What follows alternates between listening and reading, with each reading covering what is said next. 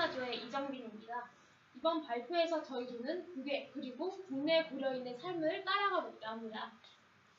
이번 발표는 카자흐스탄에 거주하는 국외 고려인 그리고 안산대포에 거주하는 국내 고려인 이렇게 각각 한 명의 인물을 설정하고 그들의 하루 일과를 따라가보는 서사적인 구조로 진행하도록 하겠습니다. 국외 고려인의 삶 조사와 자료 취합은 엄다설 조원이, 국내 고려인의 삶 조사와 발표는 저 이정빈이, 국내 고려인 대상 제반 사업은 오선지 박신혜 학우께서 함께 조사하였고 PPT는 오선지 조원께서 제작하였습니다. 1937년 8월 소련 정부는 한인이 일본의 첩자 역할을 한다는 구실을 들어 연해주에 거주 중인 한인들을 중앙아시아로 강제 이주시켰습니다. 그해 9월 최초로 한인 이주민을 실은 열차가 카자흐스탄에 도착하게 되었는데요. 그래서 1937년 이래 중앙아시아인 약 17만 명의 고려인이 강제 이주되어 주로 우즈베키스탄, 카자흐스탄 등지에 새로운 삶의 둥지를 틀게 되었습니다. 이제부터 국외 고려인의 삶 A씨의 하루를 같이 살펴보도록 하겠습니다. 아침에 일어나는 고려인 A씨는 러시아어로 가족들에게 인사를 합니다. 그의 아버지는 고려말을 하였으나 그는 더 이상 고려말을 사용하지 않습니다. 그는 두부, 채소, 생선 반찬으로 아이들의 식사 준비를 합니다. 언제부터인가 이들이 먹지 않던 채소와 생선으로 만든 음식들을 즐겨 먹기 시작했습니다. 바로 고려인의 채소, 생선 반찬이 그들의 밥상에 오르게 된 것입니다. 다음과 같은 사진을 보시면 이해를 좀 주실 것 같습니다. 그다음 A씨는 일을 나가기 전에 그의 손자에게 홍범도 장군에 관한 이야기를 들려줍니다. 홍범도 장군은 러시아 연해주를 근거로 항일 유격부대를 지휘하여 많은 전과를 올렸고 따로 레닌을 만나 권총을 선물 받기까지 한 인물입니다. 하지만 그도 말년에 고려인 중 하나로 강제 이주의 대상이 되어서 궁핍과 어려움 속에서 생을 마감하게 되었습니다. 홍범도 장군의 묘는 카자흐 남서쪽 끝을 오르다주에 있고 그는 아직도 카자흐스탄 고려인들의 정신적 지주로 추앙받고 있습니다. A씨의 아내가 A씨에게 일을 나가라고 할 때까지 그는 홍범도 장군에 대한 이야기를 멈추지 않습니다. A씨는 처음 이주하였을 때 벼농사를 시작했던 자신의 아버지를 따라서 농업을 이었습니다. 카자흐스탄의 고려인들은 벼농사에 종사하여 카자흐스탄에 논농사를 도입한 민족이 되었고 1931년까지는 카자흐스탄이 소련공화국 중 가장 넓은 논을 가진 나라가 되도록 하는데 크게 기여한 바 있습니다. 그렇다고 해서 그가 교육을 받지 않았던 것은 아닌데요. 그가 전문학교를 나왔기 때문입니다. 당시 카자흐스탄 고려인들의 고등교육기관 진학률은 소련 전체 평균의 2배가 넘는 25% 수준이었고 시간의 흐름에 따라 진학률은 더 높아져서 1990년대 중반에 실시한 조사에 의하면 고려인들의 전문학교 이상 진학률은 52%, 대학교 이상의 학력 소지자는 전체 고려인의 35%에 달했습니다. 그들이 카자흐스탄 등지로 이주했지만 한국인의 특성을 아직도 살려서 높은 교육력을 보이고 있는 모습을 알 수 있습니다. 그가 별을 베고 있는 새에 그의 아들이 지나가면서 그에게 인사를 하는데요. 그 또한 전문직에 종사하고 있습니다. 대부분의 고려인들이 현재 정계, 교육계 등 전문직에 종사하고 있는데요. 고려인 중에는 정계, 학계, 의학계 등 전문직과 사무직 종사자가 48%에 달하고 있고 이주 당시 한인들의 주요 직종이었던 농업 인구는 아직 지금은 현재 5%에 못 미치고 있는 실정입니다.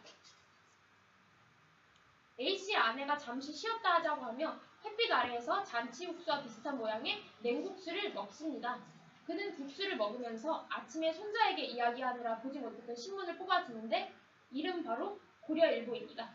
1923년 연해주에서 선봉이라는 제호로 창간된 한인신문은 레닌 기치로 개편되었다가 1991년 고려일보로 제호를 바꾸어 CSI내 한인신문으로는 가장 오랜 지령을 가진 매체가 되어 고려인 언론의 전통을 이어가고 있습니다. 일을 마치고 돌아오는 길에 그는 마을에 와 있는 한인 봉사단을 볼 수 있었습니다. 한국인 봉사단원들이 한국말을 알려주고 문화를 알려주고자 하는 지역에 찾아왔다는 것에 A씨는 대단히 인상이 깊었습니다. 집으로 돌아오는 함께 텃밭에 배추를 돌보는데요. 요즘처럼 가을볕이 좋은 때는 마당에 배추를 널어놓기도 합니다. 그와 아내는 부지런하게 천을 깔고 대추를 이리저리 펴는데 아내가 오늘의 저녁으로는 된장찌개를 한다고 합니다. 상당히 오랜 기간 동안 카자흐스탄에 거주하게 되었지만 아직도 된장찌개라던가 고추장 등 한국의 음식을 먹는 모습은 상당히 인상 깊습니다. 요즘 그의 걱정은 딸의 결혼 문제와 직장 환경 문제입니다. 퇴근한 아들과 그리고 집에 있던 며느리와 손자, 아내와 함께 밥을 먹으면서 그는 딸의 결혼 문제부터 이야기를 합니다. 딸은 대학교까지 졸업하고 외지에서 현재 일을 하고 있습니다. 먼저 딸은 벌써 27살인데 아직까지는 결혼을 할 생각이 전혀 없습니다. 젊은이들은 결혼 문제에 좀 더 실용적인 경향을 보이고 있기 때문에 교육 문제, 직업, 성공적인 직장, 물질적인 독립, 주거, 기타 등등의 문제를 먼저 해결하려는 경향을 보이고 있기 때문입니다. 그의 두 번째 고민은 노동급여의 문제입니다. 노동급여가 높은 생활비에 비해 다소 낮기 때문입니다. 소련 붕괴 후에 급락한 생활 수준으로 고려인을 포함한 카자흐스탄의 절대 다수 인구는 종멸의 경계에 놓이게 되었습니다. 임금의 미지불, 높은 생활비에 비해 급락한 임금 수준 등으로 많은 사람들이 이전의 직업을 버리고 소득이 되는 무슨 일이든 하게 되었습니다. 결과적으로 학계, 예술계 지식인들은 많이 사라지고 국가기관에 종사하는 고려인의 비중이 줄어들었습니다. 반면 중소기업에 종사한 사람 수는 늘게 되었습니다. 실학장을 먹은 이후 그는 뒷마당 닭장으로 가서 닭에게 모이를 줍니다. 모이를 준 이후에는 씻은 뒤 바로 잠을 청하여 방으로 들어갑니다. 고려인 관련 영상을 보고 가려고 했으나 시간 관계상 이 부분은 빠르게 넘어가도록 하겠습니다. 자, 이번에는 두 번째 파트입니다. 국내 고려인의 삶을 돌아볼 차례인데요. 앞서 국외 고려인 A씨의 생활을 살펴보았다면 지금부터는 국내 고려인의 삶을 따라가 보도록 하겠습니다. 한국과 똑같은 모습으로 여기에 살고 있지만 오랫동안 이들은 다른 이름으로 불리웠습니다. 고려인 혹은 파레이스키.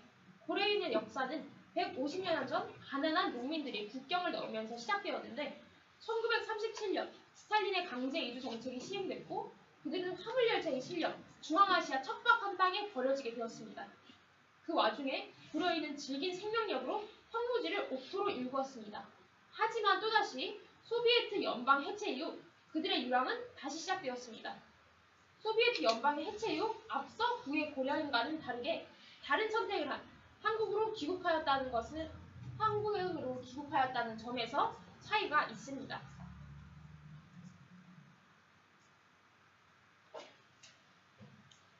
긴 세월 타국의 이방으로 살았던 이들이 고국으로 돌아와 정착한 동네는 바로 떼꼬리입니다.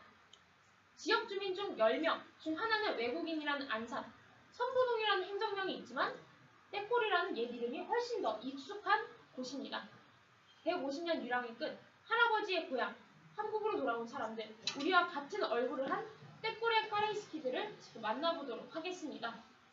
우리는 지금 고려인 이미골 김넬리 부부의 삶의 모습을 따라가면서 국내 고려인의 생활상을 살펴보도록 하겠습니다. 이른 아침 노점에서 우즈베키스탄 음식을 파는 사람들이 있습니다. 쉐브렉이라는 음식으로 우즈베키스탄식 만두입니다.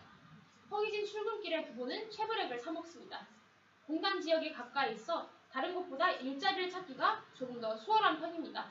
그러다 보니 아까 나왔던 그림처럼 거리에는 한국어와 러시아어가 뒤섞여 있는 모습을 볼 수 있습니다. 넬리 이골 부부가 한국으로 귀화한 이유는 중앙아시아의 혹독한 경제 상황 때문이었습니다. 이골 씨의 인터뷰를 보면 소련 해체 후 너무 살기가 힘들었어요. 쌀도 없지, 밀가루도 없지, 기름도 사러 가면 조금씩만 줬고 많이 사고 싶어도 살 수가 없었어요. 소련이 해체된 후에는 물건도 다 없어지고 전쟁이 난 것 같았어요. 라고 말한 모습을 볼 수 있습니다. 게다가 구소련에서 독립한 나라들은 철저한 자민적 중심주의 정책을 폈습니다. 고려인의 삶은 피폐해졌고 이것이 또 생존을 위해 선택의 기로에 서게 되었는데 결국 이로 인해 한국 땅을 밟게 된 것입니다. 떼꼴의 여느 사람처럼 새벽부터 이골 씨가 일을 나섭니다.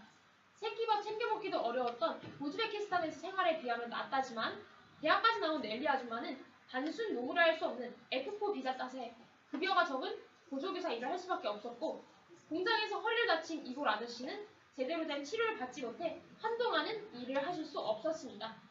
허리가 어느 정도 회복된 후 그는 아차하면 사고가 날 수 있는 위험한 현장에서 근무하고 있습니다.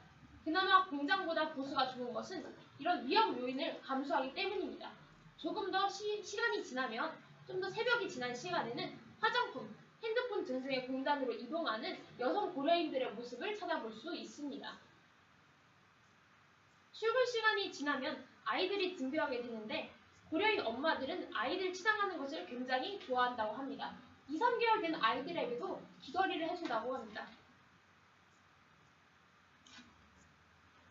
학교를 이동하는 아이들의 모습을 보게 되면 셔틀버스에서 아직도 러시아 말을 사용하고 있는 모습을 볼 수 있는데요. 이러고 와서 아직까지는 러시아 말이 더 익숙한 모양새입니다. 그래서인지 학교에서 한국어 공부를 따로 시켜준다고 하는데요. 굉장히 높은 수준의 한국어를 가르치는 게 아니라 유치원에서부터 천천히 교육하듯이 가르쳐주기 때문에 아이들이 크게 스트레스 받는 일은 이 동네에서는 많이 없다고 합니다. 이골 넬리 부부는 한국 생활 10년 차로 요령껏 장보는 것은 일도 아니라고 합니다. 이골 넬리 부부가 김치를 담그고 있는 모습인데요. 몇 세대 동안 한국에 살아도 음식은 이어지고 있는 모습이 상당히 신기합니다. 대부분의 고려인들은 김치에 젓갈을 넣지 않고 산뜻하게 먹는다고 합니다. 물론 된장, 고추장까지도 함께 먹는다고 합니다. 밤늦도록 불이 꺼지지 않는 곳에 고려인들이 모여 있습니다. 이 늦은 시간에서야 떼골의 사람들이 다시금 일을 마치고 돌아오기 때문인데요. 여기는 바로 한글을 배우는 야학 너머라는 곳입니다. 한국에 온 고려인들이 가장 큰 어려움을 호소하는 것은 바로 한국어를 구사하는 능력입니다. 간간히 기억나는 할아버지의 고려 말로는 한국 생활을 쉽게 영위할 수 없기 때문입니다. 고려인 한글 야학 너머는 이러한 고려인들과의 소통을 위해 세워졌습니다.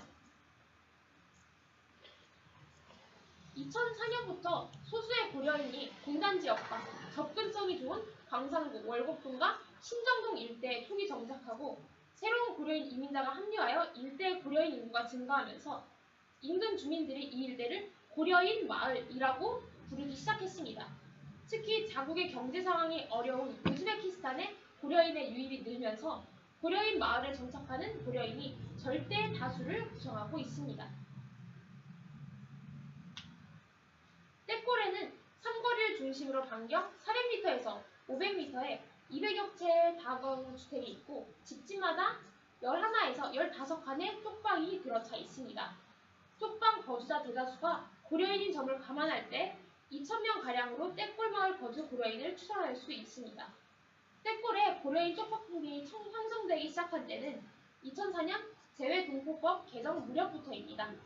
2007년 제중동포와 고려인을 대상으로 한 방문 취업제가 시행되면서 코리안 드림을 안고 떼골로 모여드는 고려인이 급격히 증가하였기 때문입니다. 중앙아시아로에 이주한 고려인들의 모습에서도 알 수 있듯이 주변의 사람들과는 다른 양식의 삶을 살았다는 것을 느낄 수 있었습니다. 그들은 관계시설을 만들고 지역 일대의 쌀 재배 농가가를 형성하고 주변의 유목민과는 거의 교류하지 않았으며 교육에 중점을 둔 모습을 볼 수 있습니다. 고려인들은 곧 한국의 전통 의상을 입지 않게 되었지만 중앙아시아인들의 옷보다는 서구의 복식을 채택하였습니다. 이처럼 그들은 한국 사람들의 특징, 소련의 특징을 고루 갖고 있으며 또한 자신의 언어와 문화도 한 세기 이상 지나는 동안 이미 한국과는 이질적인 소련의 특성을 많이 지니고 있었습니다. 즉 자신들만의 특수한 독자적 특성을 이어온 모습을 우리는 알 수 있습니다. 자, 마지막으로 저희의 다음 발표 예고를 하겠는데요. 다음 발표는 국내외 고려인 대상 제반 사항을 소개하고 이를 어떻게 개선할 것인지에 관한 탐구를 진행하도록 하겠습니다.